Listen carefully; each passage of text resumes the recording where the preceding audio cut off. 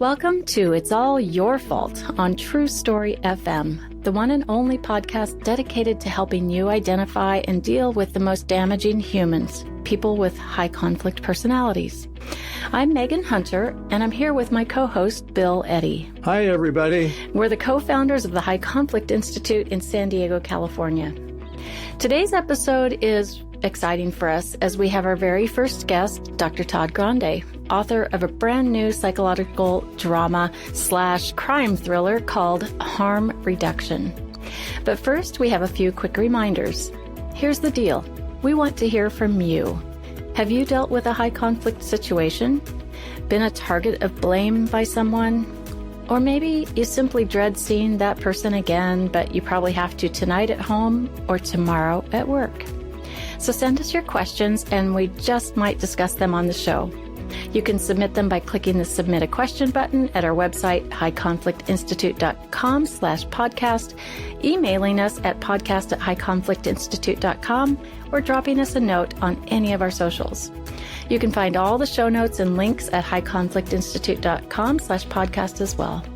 Make sure you subscribe, rate, and review, and please tell all your friends about us. Telling just one person that you like the show and where they can find it is the best way you can help us out and help more people learn how to address high conflict people. We appreciate you so very much. And now on with the show.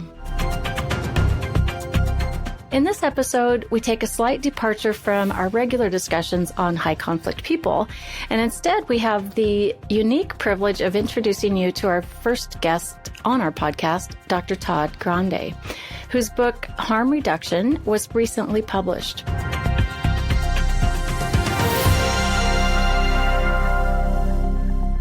Now, if you're thinking that a book by this title was written for mental health clinicians, that would be incorrect.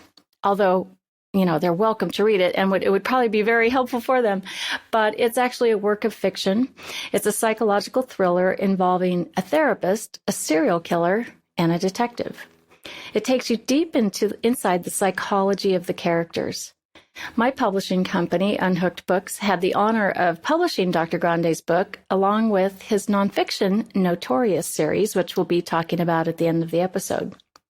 So if you've watched Todd's videos on his YouTube channel, and he has this amazing YouTube channel called Dr. Todd Grande, which, by the way, has 945,000 subscribers as of today. And here's a little hint for you. If you go subscribe today, you'll help him reach 1 million subscribers by tomorrow, December 31st.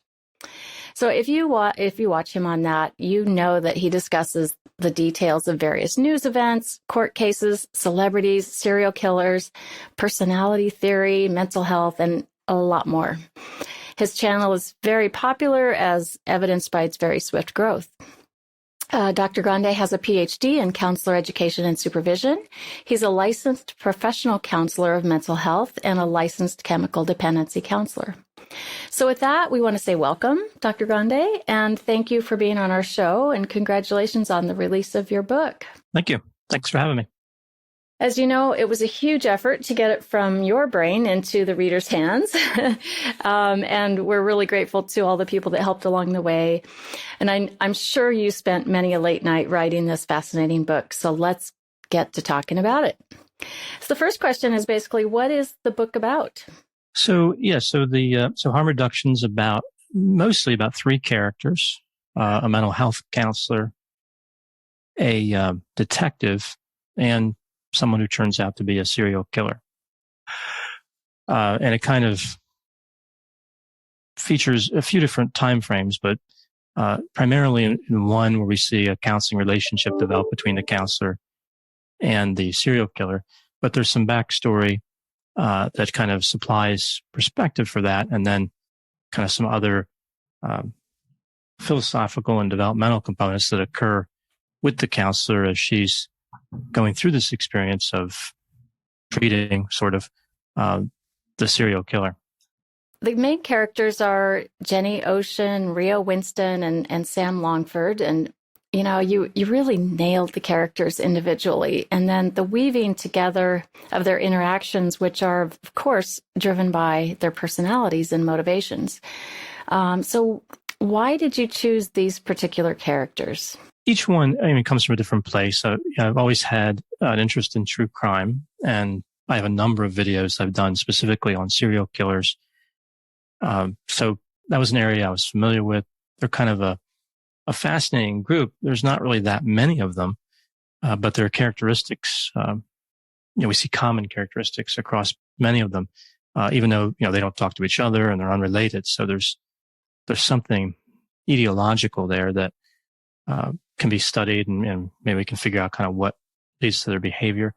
Obviously, I'm familiar with the counseling field, and I've seen many situations where counselors, supervised counselors, that have been in tough circumstances, especially around dealing with clients who engage in criminality. Do they, can they alert the police? Can they alert a victim, due to warn, what are their obligations as far as confidentiality?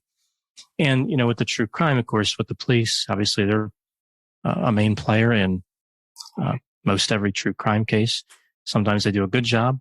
Sometimes they don't.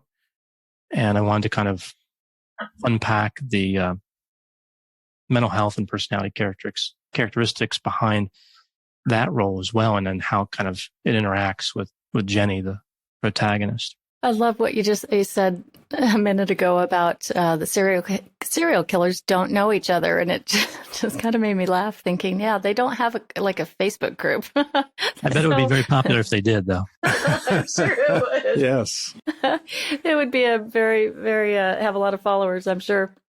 So we talk on this podcast a lot about personality disorders, and Bill Eddy is an expert on personality, and as are you, Todd. With your main character, one of your main characters, Rio, being a narcissistic serial killer, of course, that fits nicely into our focus, and it's just really interesting for me to have both of you here as you are personality experts. And this isn't just my opinion, it's shared by many. So I've been waiting to get you two together for a long time to hear you discuss personalities. So let's talk about serial killers, the narcissistic kind. Is there another kind? Well, I think, to some extent, they're all somewhat narcissistic. And, primarily psychopathic or sociopathic, or factor 1 psychopathic and factor 2 psychopathic. With Rio in particular, I threw in something from cluster C family as well, kind of a little bit of an obsessive compulsive personality, because we've seen many serial killers over the years that seem to have that connection to very rigid thinking, very rule-based, legalistic thinking. And that's a little more expanded with Rio to kind of accentuate those features. But I think that kind of, in his case, only adds to the dangerousness and only kind of propels the narcissistic desire, and in the psychopathic kind of emptiness, the void kind of forward. And, his motivation becomes very easy to access. I've always thought of killers or serial killers as psychopaths within the sociopathic or antisocial personality disorder. But it seems to me that they also have a lot of narcissism, and it makes me think about the crossover that's often mentioned as the malignant narcissist, who's a narcissist with sociopathic behavior, paranoia, and sadism. And I wonder where that kind of falls into what you've observed. Yeah, it's interesting. The relationship between narcissism and psychopathy is interesting because these constructs are very difficult to measure, even though there's thousands of studies that have attempted. There's not always great agreement about how to separate out the cluster B family of disorders or personality traits, like not only the antisocial, the narcissistic, but the borderline and the histrionic. I think, one could look at it and say, is this really, is a serial killer born of, or, do they come about because of they've moved so far into the depths of psychopathy that the little bit of narcissism that everybody has is then permitted to run free. So is it like a gate that's dropping down and it wouldn't matter how much narcissism they have, whatever it is, it's unrestricted, right? It's disinhibited. Or do they happen to be psychopathic and have elevated narcissism? I tend to think it's the latter, right? And probably a number of other cluster B features too, right? Like they don't want to be abandoned. Many serial killers have been rejected by women, and they take that very personally, kind of like a vulnerable narcissistic, like an insecurity piece. And they like being the center of attention, and they tend to be shallow. So they overlap into the histrionic sphere as well. So yeah, it's a complex mix of cluster B and probably even some cluster A, like paranoia that we see sometimes, and the cluster C where we see like the dependency and the obsessive compulsive. So, probably most serial killers draw from just about every set of personality features. It's interesting. We're talking about clusters A, B, and C, and some of our listeners may not be familiar with those yet. We've focused with talking about high conflict personalities on cluster B, but all three of these are diagnostic titles that have separate diagnostic criteria in the manual for mental health professionals. And personality disorders are still really a brand new thing to most people. I think we're where we were 50 years ago with addiction, alcoholism, and other substance addiction or substance use disorders. And so it's an unfamiliar thing. So I just want to mention, at least my interpretation is cluster A is really people who are kind of steer clear of people. So schizotypal, schizoid, and paranoid, that kind of keeps them to some extent away from people. Cluster C seems to be people that mostly avoid conflict, like obsessive compulsive, avoidant, and dependent. But cluster B, the one you're really talking about and the one we talk a lot about in this series, is the ones who seem attracted to conflict, and they like high conflict and they like dominating people. And a recent study I read said cluster B basically is associated with domineeringness, vindictiveness, and intrusiveness. And that, I would think, would fit the characters that you study. And Megan and I talk about them in relationships and in the workplace and as neighbors, but it's kind of like cluster B on steroids is what you're looking at. Would you say that's a realistic characterization?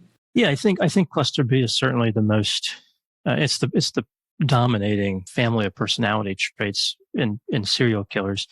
I think there's some other ideological components that allow the person to access, the cluster B a little bit more. I mean, if, for example, somebody with borderline personality features is typically fine if they're not in a romantic relationship.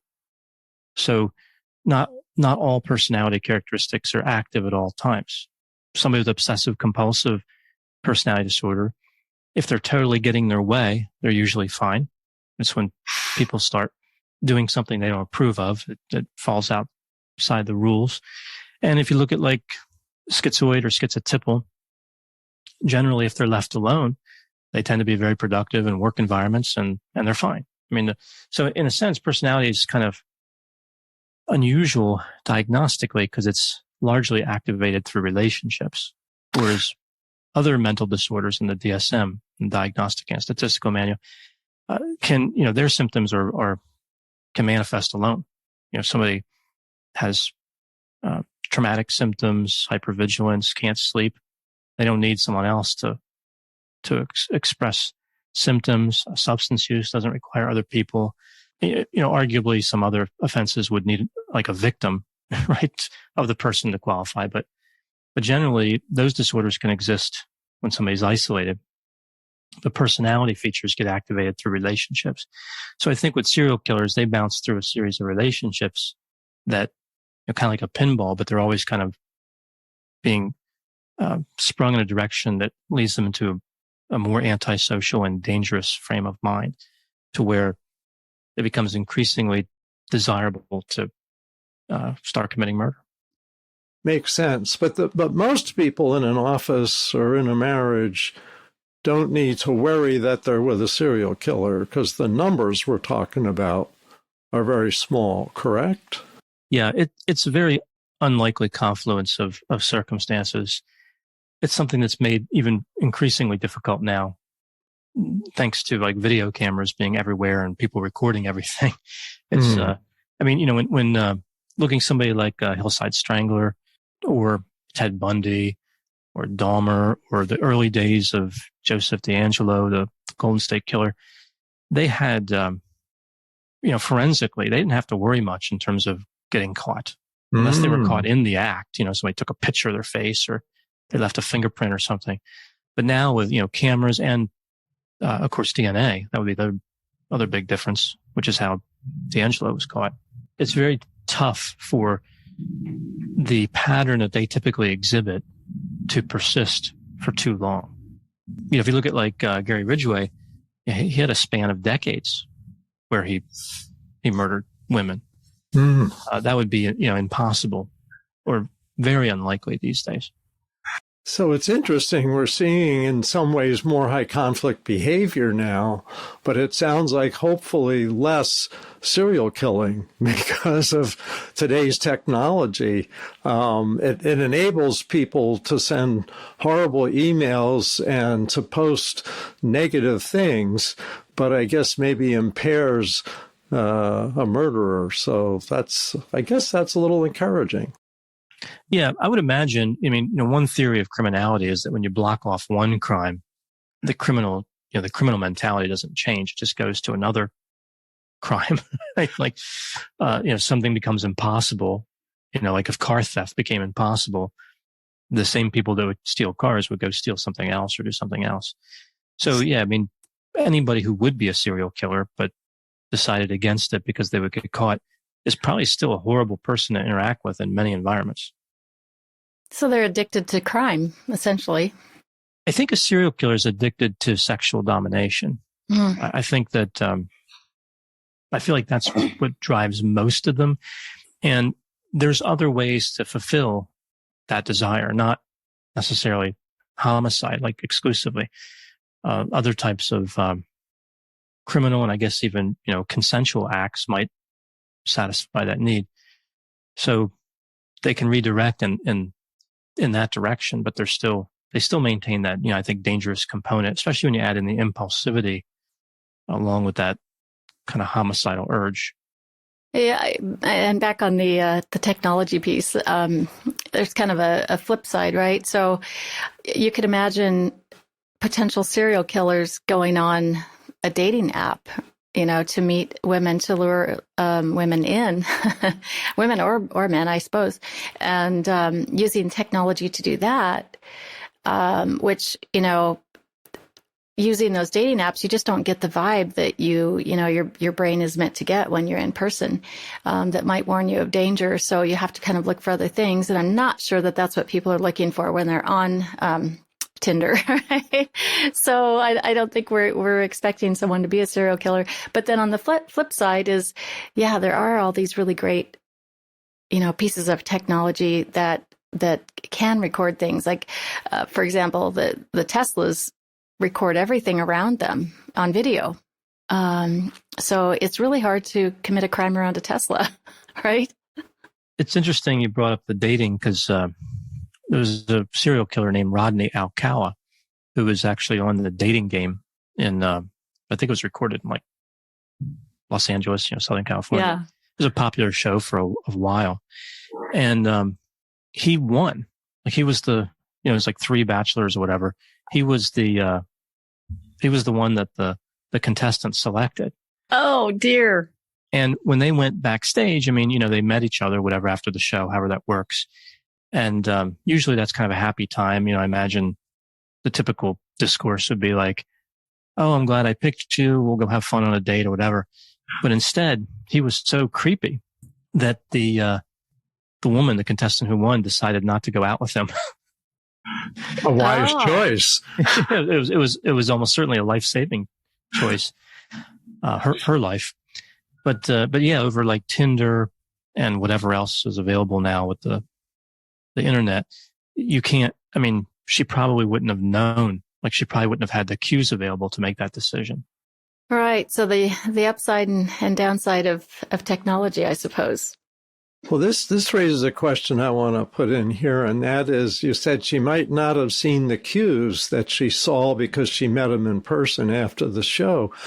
Are there cues that people can watch out for if they meet someone like this on the internet, and then they go meet them in person and have lunch and decide if they're going to spend more time together? Is there anything that's obvious, or is it well hidden? Yeah, there are some things. I mean, and again, all of these could occur without somebody being a serial killer. But one of the common things that people tend to notice early on is eye contact dysregulation. So either someone who kind of stares intensely, like Ted Kaczynski, for example, or someone who averts eye contact, like a Joel Rifkin, somebody who's not going to look you in the eyes at all.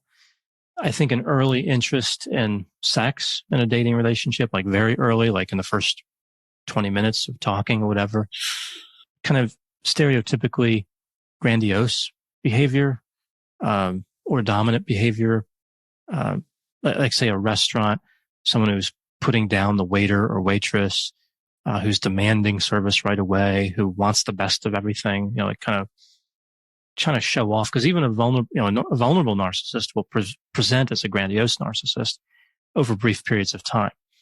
And dating is one of those times when a vulnerable narcissist will try to be strong and confident. So you could see that as well. But there's no set of warning signs that guarantee, you've run into a serial killer. That's important, I think, for people to know. Yeah, so take your time getting to know people, right? And maybe don't be in dark alleys alone with them at the beginning. But, Megan and I wrote the book Dating Radar, and on the survey we got, one of the things was the speed of sexuality and sensuality. And so we put in the book that you really want to wait at least a year before you make a big commitment, like getting married, having a child, buying a house together. So I think that reinforces that idea. Serial killers often like to, they tend to have dramatic interests in dating. So like they're going to want to move very fast. Yeah. But then again, there's a whole other class of killer that would not function on a date at all. Right. So it's, if, a Rodney Alcala and a Ted Bundy, much different than, like a Dahmer or like a Joel Rifkin or a, David Berkowitz, who are like really socially awkward. Are there serial killers who are not socially awkward and use kind of a laid back approach to in the beginning to kind of lure the person in, like oh, I want to be careful and cautious of you, like from their perspective, they're giving that message to their potential date? Yeah, I mean, usually they're not that sophisticated, but certainly, I mean, that's possible that they could look at other people's behavior, like on television and movies, and kind of mimic what they think they should be doing. But one of the other big warning signs that I'll mention is the kind of the lack of empathy. And that is something that, if somebody cannot feel what you're feeling, or cognitively understand what you're feeling, that's a very bad sign. Not necessarily, again, a serial killer, it's just a bad sign that they're probably not great at romantic relationships. And that's something that can be tested. Like you can ask somebody, what do you think I'm feeling right now? Or, looking at another couple across a movie theater or restaurant, what do you think they're feeling? They're talking to each other. Somebody who's psychopathic, and highly narcissistic grandiose narcissistic will generally not understand. And somebody who's vulnerable, vulnerable narcissism, might, misinterpret. So they can sometimes, because there's cognitive and affective empathy, So they sometimes have the cognitive empathy piece down, but they still make misinterpretations about the meaning. So they're still filtering it through their ability to feel, which is distorted. Interesting.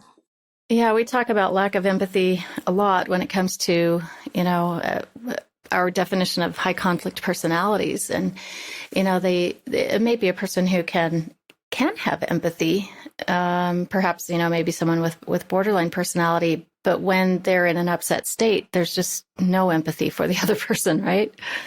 Yeah. Well, I think too, it's about, it's self-centeredness as well. Like you can know how somebody feels cognitively, and not care.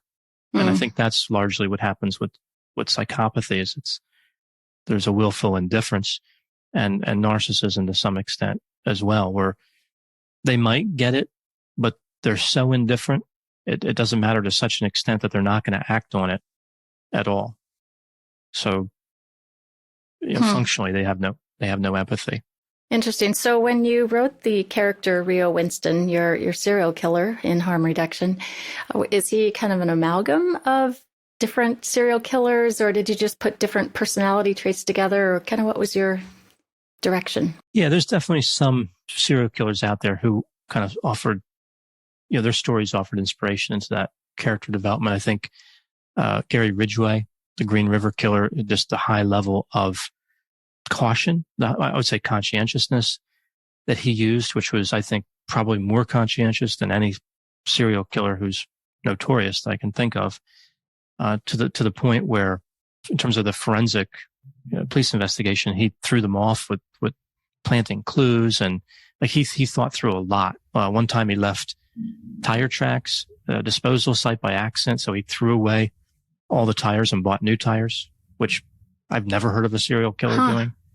So kind of like what happens when somebody who's highly conscientious also has no empathy and wants to be sexually dominant. But there are other killers that kind of wove in there as well. Certainly Joseph D'Angelo and Richard Ramirez, both home invaders, which is actually pretty unusual among serial killers. Most serial killers try to catch people in the open, kind of out in public, not necessarily invading a house. So that was factored in. A little bit of the deceptive nature that we see with the Hillside Strangler, Kenneth Bianchi, who fooled mental health professionals for a long time, convinced them that he had what they used to call multiple personality disorder, now called DID. So yeah, I took pieces of many of the killers, but then also some of the characteristics I've seen over the years on the obsessive compulsive side, and kind of how people rationalize bad acts regardless of what the bad act is, and how no matter what roadblock they run into, they still manage to find another rationalization. So you discover that they really have a desire to commit the crime, and the logic that gets them there, they fabricate as needed. Interesting. I read a review on one site that a reviewer said, what I really love about this book is that some authors would have written this in the first person point of view, from Jenny's perspective. But I'm glad Grande didn't. His way gives the story more objectivity and insight, which Jenny just didn't have about herself anyway. She had some, but not enough, like a flashlight's dim glow because of low batteries. I love that last part. Anyway, I'm wondering, how or why you chose against writing it from a first person point of view from Jenny's perspective. I think in a way it was like a big progress note, right? So, when you treat clients or supervise counselors, you're writing in this kind of objective third person point of view where you don't really believe anything, right? You're just noting what you're observing, and you kind of reserve any type of clinical judgment for when you have all the information together. So the first part of a progress note's really, just observations, and that can include, distortions that people are putting out there, You're not saying they're true, but you're noting what they're saying. You're noting their thinking, flawed or not. So I wanted to contain kind of all those aspects and have a good point of view for when Jenny and Rio kind of pivoted, in the book. There's a point where they kind of pivot in different ways, and I wanted to make sure that that was something that was available, kind of third party, that people could watch and maybe even kind of predict it to some extent as they're reading. It's a unique approach, and I really like that approach. What inspired you to write a fiction novel? We'll talk about your nonfiction series here in a minute, but what was behind this? There's a lot of books out there, a lot of fiction books out there. They're very good that cover true crime. But having read so much on the topic, I felt like there was some nuances and even some major themes that were really kind of glossed over or just not directly approached. As somebody might look at a gap in the research literature, I saw a gap in the fictional literature. So I wanted to fill that with something that I think didn't shy away from the kind of depraved side of killers and the high level of distorted thinking. Many killers are kind of featured as very logical, like Dexter, and Hannibal Lecter. Well, Hannibal Lecter is nothing short of supernatural. He's very unrealistic.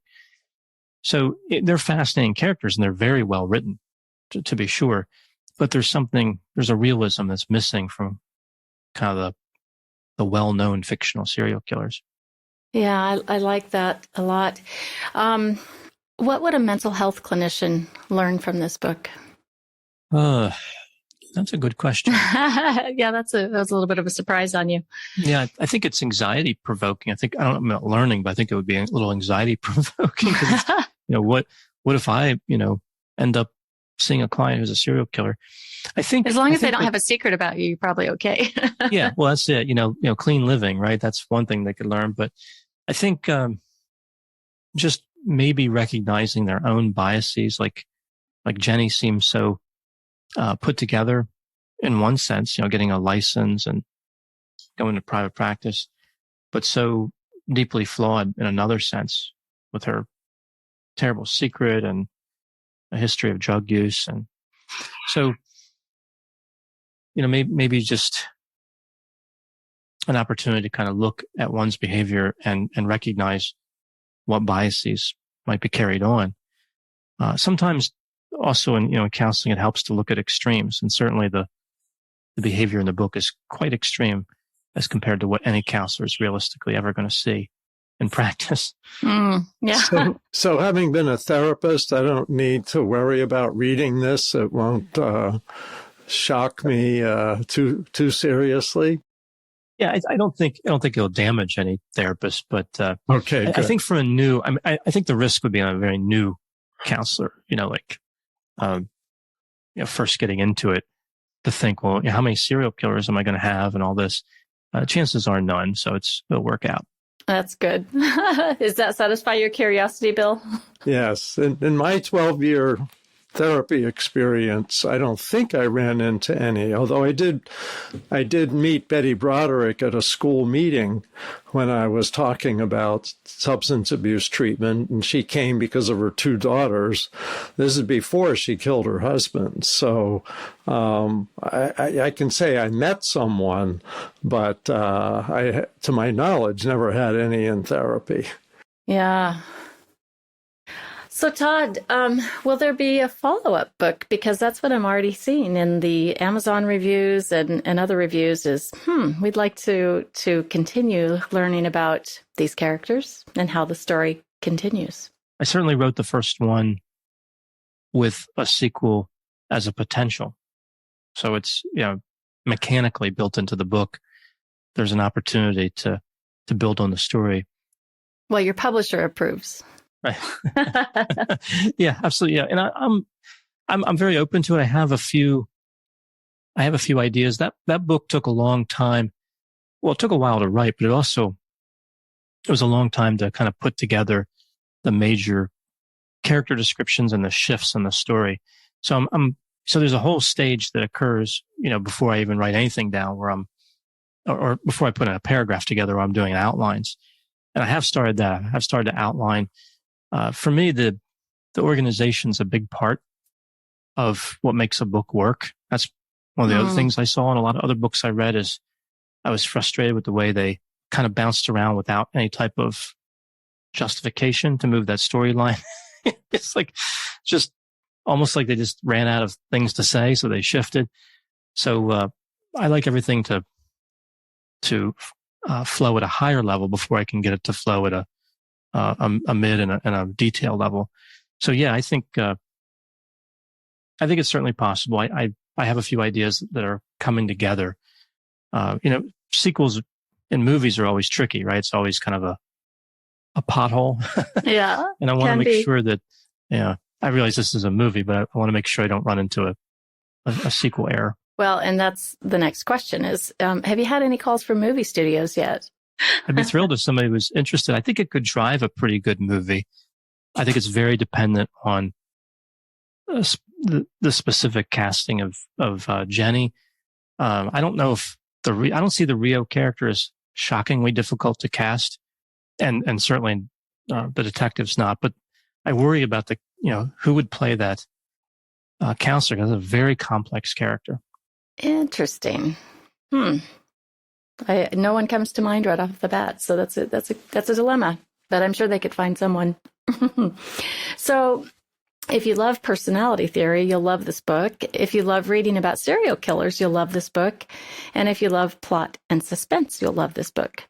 And those are the reasons that I love this book. And I also love it because I, like Todd's almost 1 million YouTube subscribers, trust his expertise and his lack of bias, really. Plus, he always has these little clever zingers that are very funny and catch everyone by surprise. And you'll also see that in the book. So that's a lot of fun. Now, lastly, let's just talk quickly about the Notorious series. And this is the first in the series is The Psychology of Notorious Serial Killers, which came out over a year ago and has done quite well. It's a work of nonfiction that analyzes various notorious serial killers, many of whom you've already talked about on the episode today. So my question was going to be, who are a few that you cover in the book and what information you provide about them? But I guess you've mentioned a couple. So let's kind of talk more about the structure of the book, maybe about the 5-factor analysis and what all you include in each chapter. It's kind of the formula that I use for videos. It's similar to what I did, very similar to what I did for that book for the chapter level, which is a very compressed analysis that has it's all detail rich. It does not just kind of linger on and carry on just the facts that are necessary, but also some of those details that add to the story, and then a meaningful analysis. And the 5-factor model is kind of my favorite way of conceptualizing personality. It's far from perfect, but I actually think it's the best model available, and certainly there's the most research behind it. And it's based on 5, what's called the big 5 traits: openness to experience, conscientiousness, extroversion, agreeableness, and neuroticism. Largely, pathology is explained on neuroticism. Not entirely, but that's the one most associated with mental disorder. And the other traits, they explain characteristics, and we see they're relatively stable throughout the lifespan. So openness is, people are high in openness or intellectually curious. They tend to be liberal, creative, invested in fantasy. Low tend to be kind of more traditional and grounded, concrete. Conscientiousness, somebody who's high in conscientiousness, they're going to be having good work ethic and be on time and be organized. And if they're low, it's going to be the opposite. Extroversion is a pretty well-known personality trait, probably the most famous, where somebody who's high in extroversion, sensation-seeking, talkative, friendly, outgoing. They tend to be optimistic. And people who are low in extroversion, sometimes it's called introverted, tend to be analytical, keep to themselves. They tend to kind of recharge energy-wise when they're alone, as opposed to an extrovert that seeks out people for energy. Agreeableness, people who are high in agreeableness are very trusting and altruistic, and maybe a little gullible. People who are low are skeptical. They're like critical thinkers and scientists, and more likely to get in arguments. And then neuroticism would be depression, anxiety, anger, vulnerability, inability to resist temptation. So very high on neuroticism is considered unhealthy just because people are suffering all the time, but very low is just as bad, because that's where you find people with no empathy and who are not moved by human experiences. They're not moved to compassion.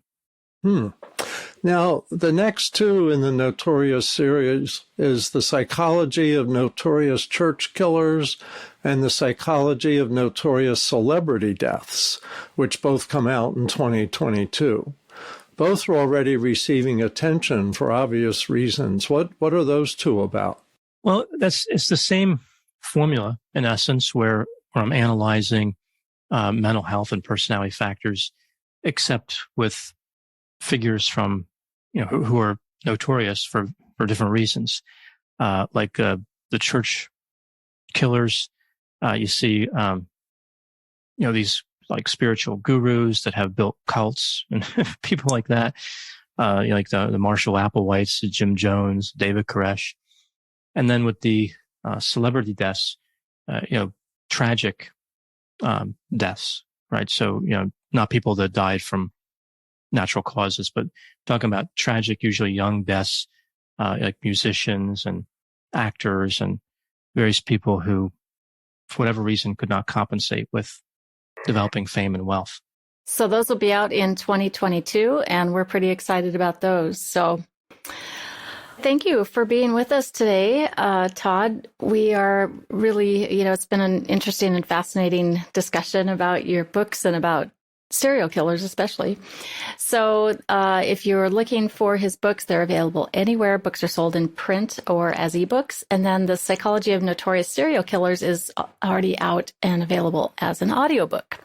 So we'll put all the links to his books and to his YouTube channel in the show notes. And remember to go subscribe to his channel, get him to 1 million. So remember to rate and review us and tell your friends and colleagues about us. It really means a lot to us.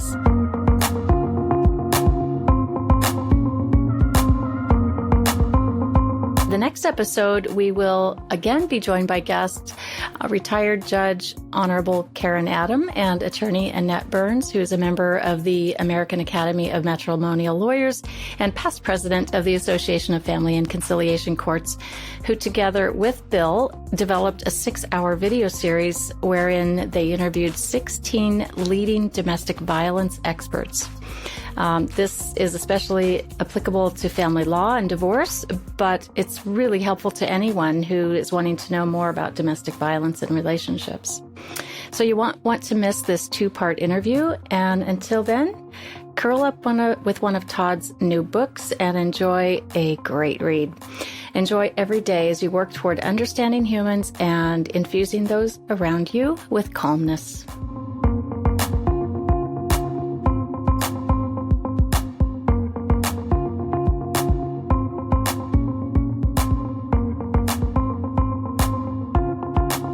It's All Your Fault is a production of True Story FM. Engineering by Andy Nelson. Music by Wolf Samuels, John Coggins, and Ziv Moran. Find the show notes, and transcripts at truestory.fm or highconflictinstitute.com/podcast. If your podcast app allows ratings and reviews, please consider doing that for our show.